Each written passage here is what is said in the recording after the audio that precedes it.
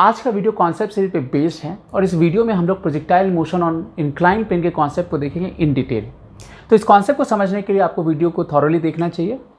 So without getting any delay let's get started. तो इस concept को एक्सप्लेन करने के लिए मैंने एक एग्जाम्पल लिया है और जैसा आपको पता है कि जो projectile motion on incline plane होता है ये 2 डायमेंशनल मोशन का एग्जाम्पल है। तो यहाँ भी अगर हम इंक्लाइन प्लेन पे बात करते हैं तो यहाँ पे भी 2 केस हो सकता है जिसमें आप up the incline projectile motion कर रहा हो और दूसरे में down the incline projectile motion कर रहा हो। तो हम लोग दोनों ही केस को 1 बाय 1 डिस्कस करेंगे, ठीक है। तो सबसे पहले हम लोग देखते हैं अप द इंक्लाइन वाले केस को। तो सबसे पहले हम लोग डिस्कस करेंगे अप द इंक्लाइन, राइट। सो सबसे पहला जो स्टेप होता है वो क्या होता है कि हम एक्सिस को डिफाइन कर लें, क्योंकि 2 डायमेंशनल मोशन है। तो नॉर्मली हमारा जो तरीका क्या होता है कि हम एक्सिस के लॉन्ग रिजॉल्व करते हैं, जो भी वेलोसिटी का कंपोनेंट होता है, एक्सेलरेशन का कंपोनेंट होता है। तो यहाँ भी हम लोग कुछ वैसा ही करने वाले हैं। अब क्योंकि मोशन इंक्लाइन प्लेन पे हो रहा है तो मेरे लिए कन्वीनियंट क्या है कि एक्स एक्सिस हम इंक्लाइन प्लेन के अलॉन्ग लें और वाई इसके परपेंडिकुलर हो जाएगा। इसका फ़ायदा ये भी है कि आप इससे टाइम ऑफ फ्लाइट को आसानी से बता सकते हो, क्योंकि अगर आपका एक्सेस इस तरीके से डिफाइन होगा तो अगर ये यहाँ से प्रोजेक्टाइल मोशन आपने यहाँ से थ्रो किया है तो ये वापस यहाँ पे लैंड करेगा, राइट। तो आप डिस्प्लेसमेंट अलॉन्ग वाई एक्सिस आप कितना बोलोगे, 0 बोलोगे, और जो डिस्प्लेसमेंट अलॉन्ग एक्स एक्सिस होगा वो मेरा रेंज के इक्वल होगा, राइट। तो हम लोग पहले बात करते हैं डिस्प्लेसमेंट अलॉन्ग वाई एक्सिस, जिसको हम 0 करेंगे। अच्छा, यहाँ पर अगर रिजॉल्व करें तो जैसे क्योंकि एक्सिस हमने इस तरफ लिया है, जी मेरा डाउनवर्ड डायरेक्शन में, राइट। यहाँ जो इंक्लिनेशन है इंक्लाइन प्लेन का 30 डिग्री है और जो इनिशियल वेलोसिटी है वो 40 मीटर पर सेकेंड है और वो भी 30 डिग्री का एंगल बना रहा है विथ इंक्लाइन प्लेन। तो अगर आप जी को रिजॉल्व करोगे तो जी क्या होगा, वाई डायरेक्शन में अगर देखो तो ये 30, ये 60, ये दोनों एक्सिस म्यूचुअली परपेंडिकुलर है तो ये 60 हो जाएगा। ये अगेन ये दोनों म्यूचुअली परपेंडिकुलर है तो ये 30 हो जाएगा। तो जी का 2 कंपोनेंट आएगा। इधर वाला जो कंपोनेंट होगा वो माइनस जी कॉस 30 होगा, क्योंकि हमने इधर के डायरेक्शन में पॉजिटिव बोला है। तो जो डाउनवर्ड डायरेक्शन होगा इस तरह वाला डायरेक्शन वो नेगेटिव होगा और यहाँ भी जो जी का इंक्लाइन प्लेन के अलॉन्ग जो कंपोनेंट होगा वो भी नेगेटिव होगा, क्योंकि हमने इसको पॉजिटिव बोला है और इसका जो कंपोनेंट है वो नीचे की तरफ आएगा तो ये नेगेटिव हो जाएगा, राइट। तो डिस्प्लेसमेंट अलॉन्ग वाई डायरेक्शन में 0 करेंगे। फिर यू का भी अगर कंपोनेंट देखें इस डायरेक्शन में, ये यू साइन 30 डिग्री होगा, राइट। ये कितना हो जाएगा, यू साइन 30 डिग्री। और एक्स के अलॉन्ग आप देखोगे कंपोनेंट तो ये कितना हो जाएगा, यू कॉस 30 डिग्री, राइट। सो हमने वेलोसिटी का जो इनिशियल वेलोसिटी का कंपोनेंट हमने एक्स के अलॉन्ग निकाल लिया और इनिशियल वेलोसिटी का कंपोनेंट हमने वाई के अलॉन्ग भी निकाल लिया और जो एक्सीलरेशन ड्यू टू ग्रेविटी है उसका भी कंपोनेंट हमने दोनों डायरेक्शन में निकाल लिया, ठीक है। So we are now all set to write the equation. तो डिस्प्लेसमेंट मेरा वाई के अलॉन्ग 0 होगा तो हम लोग क्या लिखेंगे, अब यहाँ पे ये हो जाएगा u y into t plus half a y into t square is equal to 0। यहाँ पे जो टी है मेरा ये टाइम ऑफ फ्लाइट हो गया, राइट, जो ओ से पी तक जाने में जो टाइम लगेगा, राइट। तो ये मेरा हो गया u sine 30 degree into t minus half g cos 30 degree into t square, right. यहाँ से आप टाइम निकालोगे तो ऑफकोर्स ये जो टाइम आ जाएगा ये कितना आ जाएगा, 2u sine 30 degree divided by g cos 30 degree.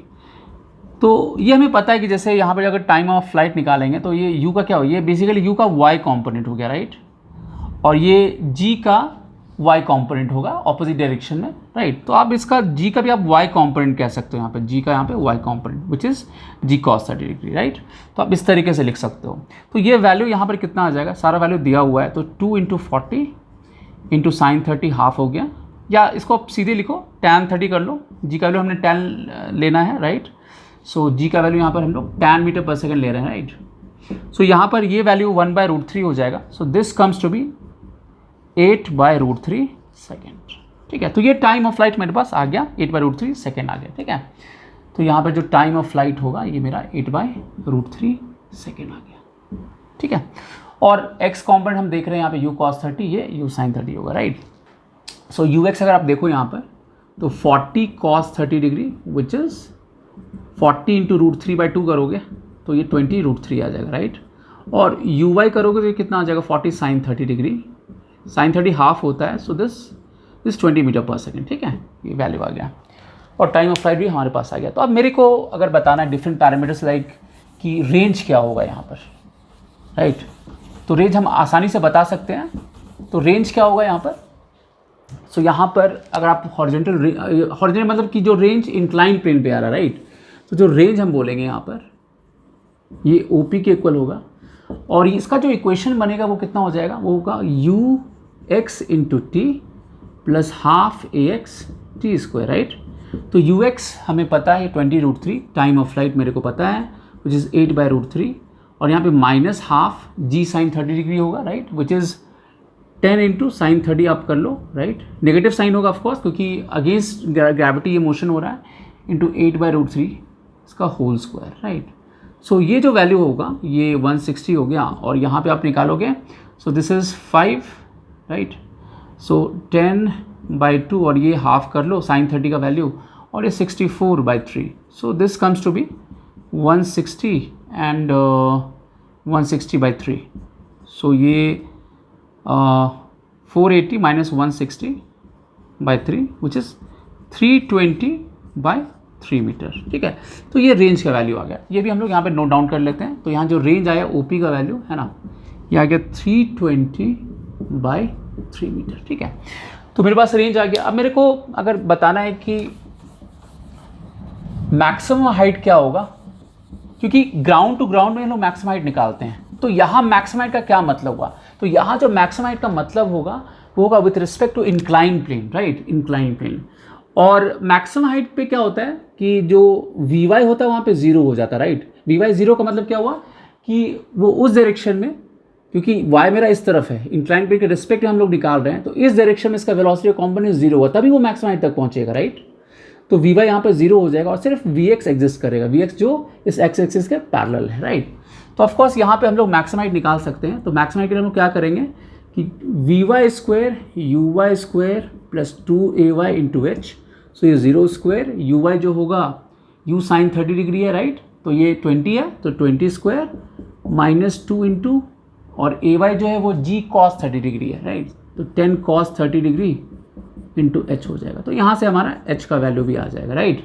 सो ये कितना आ जाएगा, ये आ जाएगा 400 इधर आ गया, एंड 20 इंटू √3/2, तो ये 20 आ गया, सो ये आ जाएगा 40/√3 मीटर, ठीक है। तो ये जो हाइट आया है, मैक्सिमम हाइट जो है, ये इंक्लाइन प्लेन के रिस्पेक्ट में आया है, ये बस ध्यान रखना है, राइट। तो ये मेरा Vy का वैल्यू है। ऐसे हम चाहें तो अगर मेरे को किसी भी इंस्टेंट में वेलोसिटी निकालना है तो हम लोग आराम से निकाल सकते हैं। तरीका क्या होगा, Vx जो लिखेंगे वो होगा Ux plus AX into T होगा। यहाँ पर ये ध्यान रखना कि AX यहाँ पे 0 नहीं होगा, क्योंकि ये हम इंक्लाइन प्लेन के अलॉन्ग हमने एक्सेस को डिफाइन किया है, तो G का कॉम्पोनेंट इधर भी आ रहा है। तो किसी भी इंस्टेंट पे आप इसको ऐसे लिख सकते हो, this is basically U cos 30 degree, मतलब यहाँ पे ये 40 है, और माइनस यहाँ पे करो 10 साइन 30 डिग्री इंटू टाइम हो गया, राइट। और Vy क्या बोलोगे, Uy plus AY into T, तो ये 40 sine 30 degree minus 10 cos 30 degree into time आ जाएगा, ठीक है। तो यहाँ से आराम से आप वेलोसिटी बता सकते हो, और इवन आप इंक्लिनेशन भी बता सकते हो कि इसका क्या होगा, जो इंक्लिनेशन एक दूसरे के रेस्पेक्ट में इसका जो इंक्लिनेशन होगा वो क्या होगा। सो अगर मान लीजिए जैसे इंक्लाइन प्लेन है हमारा, राइट, तो किसी इंस्ट्रूमेंट में बात करते हैं, लेट्स से किसी भी इंस्ट्रूमेंट में बात करते हैं कि लेट्स से हम यहाँ पे बात करते हैं, यहाँ पे क्या होगा, तो Vx जो होगा वो इंक्लाइन प्लेन के पैरेलल हो जाएगा, Vy इधर हो जाएगा। तो आप यहाँ से ये एंगल भी निकाल सकते हो कि जो थीटा का वैल्यू होगा कितना होगा, तो टैन थीटा जो होगा यहाँ पर कितना हो जाएगा, ये Vy/Vx हो जाएगा सिंपली। तो डिपेंडिंग ऑन डिफरेंट टाइम ये जो वैल्यू होगा वो अलग अलग होगा। तो इस तरीके से हम लोग स्पीड निकाल सकते हैं किसी भी इंस्टेंट पे, और उसका हम लोग इंक्लिनेशन भी निकाल सकते हैं विद रिस्पेक्ट टू इंक्लाइन पे कितना होगा, ठीक है। तो जैसे ये सॉरी ये तो 30 डिग्री है, ये इंक्लिनेशन 30 है, ये जो थीटा होगा बेसिकली, ये जो थीटा है जो Vy/Vx का जो रिजल्टेंट है बेसिकली, जो Vx के साथ बना रहा है, या आप ऐसा कह सकते हो कि इंक्लाइन प्लेन के पैरेलल वो जितना एंगल बना रहा है वो आप आराम से बता सकते हो। तो ये हो गया वेलोसिटी का। अब यहाँ पर एक चीज़ सोचने वाली बात है, वो क्या है कि आप ठीक से देखो, तो जैसे हमारे पास जो टाइम आया है, राइट, ये बहुत कॉन्सेप्चुअल चीज़ है, ये आपको सोचना चाहिए। यहाँ पे अगर देखो तो मेरे पास जो टाइम ऑफ फ्लाइट आया है यहाँ पर, वो कितना आया है, वो आया है 8/√3, राइट, 8/√3 आया है। तो अगर हम इसको, टाइम ऑफ फ्लाइट को अगर हम हाफ कर दें, राइट, सो t/2, तो हम देखते हैं इस समय इंक्लाइन प्लेन में x के अलॉन्ग कितना मूव किया प्रोजेक्टाइल, राइट। तो अगर इसको हाफ कर दे तो ये 4/√3 आएगा। तो लेट्स से कि इंक्लाइन प्लेन के अलॉन्ग जो डिस्प्लेसमेंट है आधे टाइम में कितना होगा वो निकालते हैं हम लोग, राइट। सो लेट्स से इसका कुछ नाम दे, इसका लेट्स से हम x1 बोलते हैं, ठीक है। ये कितना आ जाएगा, तो ये आएगा 20√3, right, into 4/√3 minus half g sin 30 which is basically 5, क्योंकि ये 10 है, ये हाफ sin 30 मेरा हाफ हो जाएगा, इंटू 4/√3 का होल स्क्वायर, राइट। ये वैल्यू निकालते हैं, ये कितना आ जाएगा, सो दिस इज़ 80, और ये कितना आ जाएगा, ये 80/2 इंटू 3, मतलब बेसिकली 40/3, तो 80 minus 40/3, so this is 200/3, right. ये इतना आ गया। अच्छा, अगर हम एक x2 डिफाइन करते हैं which is r by range का आधा, ये जो भी OP आया मेरा वैल्यू उसका आधा हम निकालें, राइट। तो ये कितना, ये जो OP का वैल्यू मेरा आया था ये 320/3 आया था, राइट। उसका आधा अगर हम करें तो ये आ जाएगा कितना, 160/3 होगा। अब यहाँ कन्फ्लिक्ट कहाँ पर है, ऐसा लगता है कि ये दोनों वैल्यू सेम होना चाहिए था, राइट, बट यहाँ पे ऐसा हो नहीं रहा है। क्योंकि आपको याद होगा अगर ग्राउंड टू ग्राउंड में बात करें तो यहाँ क्या होता था कि बिल्कुल मिडवे जब ये आता था, जब ये हाईएस्ट पॉइंट पे होता था, उस समय मेरा Vx होता था, Vy मेरा 0 होता था, राइट। और उस इंस्टेंट पे अगर हम बात करें तो एग्जैक्टली r/2 के ऊपर होता था, और ये आधा टाइम होता था, ये u sin θ/g होता था, ये भी u sin θ/g होता था, राइट। जहाँ पर ये मान लीजिए ये थीटा हुआ करता था, राइट। तो यहाँ पर क्या हो रहा था कि आधे टाइम में ये रेंज का जो आधा वैल्यू एग्जैक्टली वहाँ पर था ये, बट यहाँ ऐसा नहीं हो रहा है।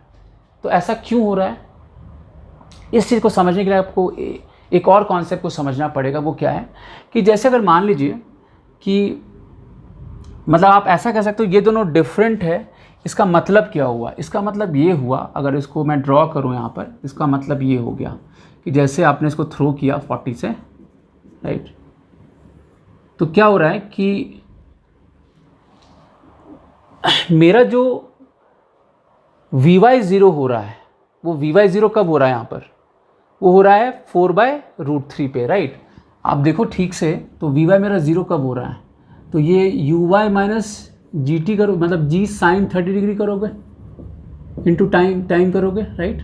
तो ये मेरा जब ये 0 होगा, ये कब होगा, जब t का वैल्यू uy/g sin 30, मतलब बेसिकली ये जो हमारा टाइम आया था, टाइम ऑफ फ्लाइट था, उसका जब हाफ हो रहा है, मतलब ये बेसिकली ये u sin 30 मतलब 40 sin 30 degree divide by 10 sin 30 करोगे आप, ठीक है। सो ये 4/√3 टाइम पे ऐसा हो रहा है, राइट। Vy मेरा 0 हो जा रहा है, बट उस समय ये जो वैल्यू मतलब Vy ये जो टाइम आया हमारे पास 4/√3, उसमें ये जितना आगे मूव करेगा तो वो जो वैल्यू है उतने टाइम में वो 200/3 है, राइट। 4/√3 टाइम में जब हमने इसको कैलकुलेट किया तो ये 200/3 है, मतलब बेसिकली आप देखो तो x1 जो वो थोड़ा आगे है, यहाँ से आप कंपेयर करोगे तो x1 यहाँ पे आगे है, जहाँ पे Vy मेरा 0 हो रहा है, और जो r/2 आप देखोगे तो r/2 जो 160/3 आ रहा है ये थोड़ा पीछे है, राइट, ये थोड़ा पीछे है। तो x2 जो ये थोड़ा पीछे है, x1 थोड़ा आगे। इसका मतलब क्या हुआ ना कि ये जो पाथ है इंक्लाइन प्लेन के रिस्पेक्ट में आप कह सकते हो कि बिल्कुल सिमेट्रिकल नहीं। जैसे ग्राउंड टू ग्राउंड में क्या होता था ना, यहाँ पर जहाँ पे Vy मेरा 0 होता था तो ये बिल्कुल इस पूरे इंटायर पाथ को दो इक्वल पार्ट में स्प्लिट करता था, राइट। बट यहाँ ऐसा नहीं हो रहा है, ये जो Vy0 जो मेरा हो रहा है वो x1 पे हो रहा है विच इज़ 200/3, और जो रेंज का जो आधा है वो कोई दूसरा पॉइंट है विच इज़ 160/3। तो ये जो चीज़ है ये कॉन्सेप्चुअल है, आपको ये समझना पड़ेगा कि ग्राउंड टू ग्राउंड में ये बिल्कुल स्प्लिट आधे पार्ट में स्प्लिट हो जा रहा था। यहाँ पे ये r/2 था और r/2 पे ही Vy 0 हो रहा था, बट यहाँ ऐसा नहीं हो रहा। यहाँ पे r/2 पे Vy मेरा 0 नहीं है, यहाँ पे किसी दूसरे डिस्टेंस पे मेरा Vy 0, क्योंकि ये जो इंक्लाइन प्लेन के रिस्पेक्ट में ये जो है ग्राफ या इसका जो पाथ कह सकते हो बिल्कुल सिमेट्रिकल नहीं है। तो ये थोड़ा पॉइंट सोचने लायक था, राइट।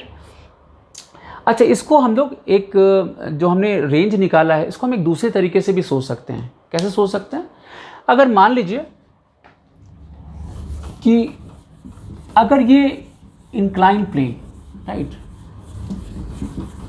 अगर ये इंक्लाइन प्लेन नहीं होता लेट्स से, राइट। अगर ये इंक्लाइन प्लेन नहीं होता तो इसका जो मोशन होता वो कैसा होता, ये कहीं यहाँ हिट किया होता, राइट। अगर ये इंक्लाइन प्लेन नहीं होता तो ये कहीं यहाँ हिट किया होता। तो आप ठीक से एनालाइज करोगे तो आपको ऐसा लगेगा कि ये basically ground to ground projectile motion ही है which has been intercepted by an incline plane. आप ऐसा भी बोल सकते हो प्रोजेक्टाइल मोशन इंक्लाइन प्लेन को कि basically this is ground to ground projectile motion which has been intercepted by an incline plane, right. हम ऐसे भी बोल सकते हैं। तो बेसिकली O से P का टाइम हमें पता है, नहीं जो टाइम मेरे को लगा है O to P उसी को हम T कह रहे हैं ना।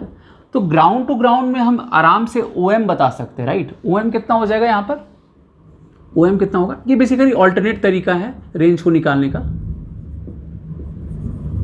है ना। तो हम लोग इस तरीके से भी सोच सकते हैं, ये डिपेंड करेगा कि प्रॉब्लम में रिक्वायरमेंट क्या है, राइट।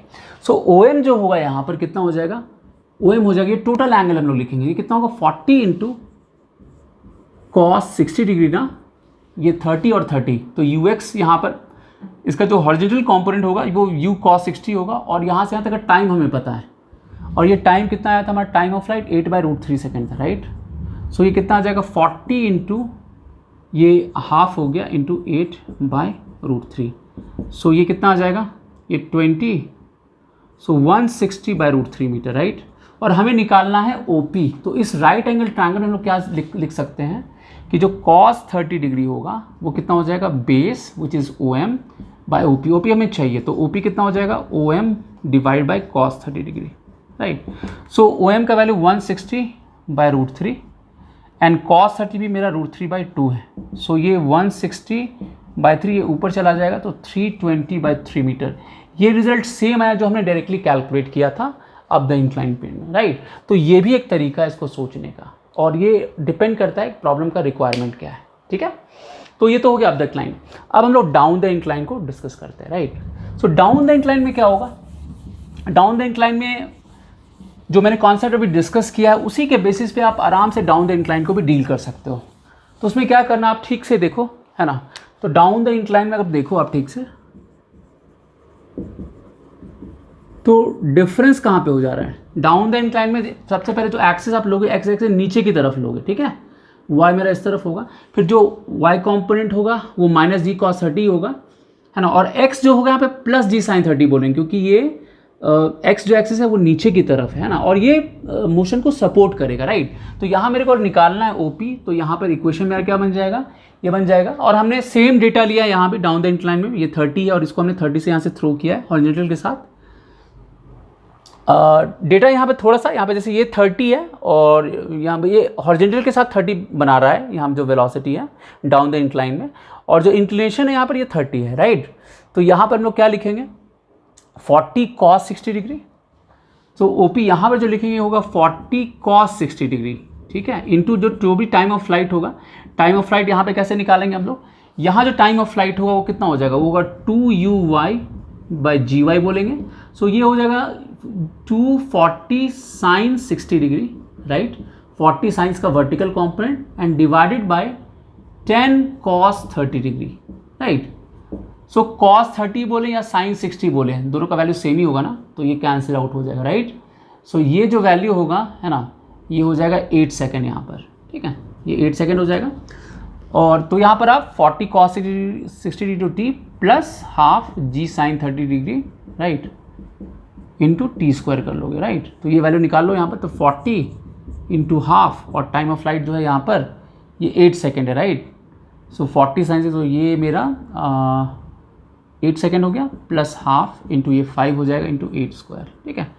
सो ये मेरा 160 and 64 into 5/2 which is 32। So 160 plus 320 metre आ जाएगा, ठीक है, ये 320 मीटर आ गया, राइट।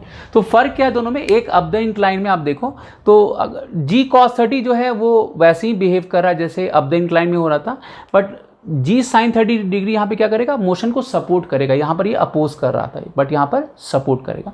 बाकी जो इक्वेशन लिखने का तरीका वैसे ही हमें करना है, u का y कॉम्पोनेंट, u का x कॉम्पोनेंट निकालो, एक्सेलरेशन का x और y निकाल लो, और इक्वेशन ऑफ मोशन को इंडिविजुअल लिख लो जैसे टू डायमेंशनल मोशन में लिखते हैं, अलॉन्ग एक्स और अलॉन्ग वाई एक्सिस, ठीक है। तो इसके अलावा इसमें जो भी आपसे प्रॉपर्टी पूछेगा आप सेम तरीके से यहाँ पे कैलकुलेट कर सकते हो, मैक्सिमम हाइट पूछ सकता है, कुछ भी पूछ सकता है।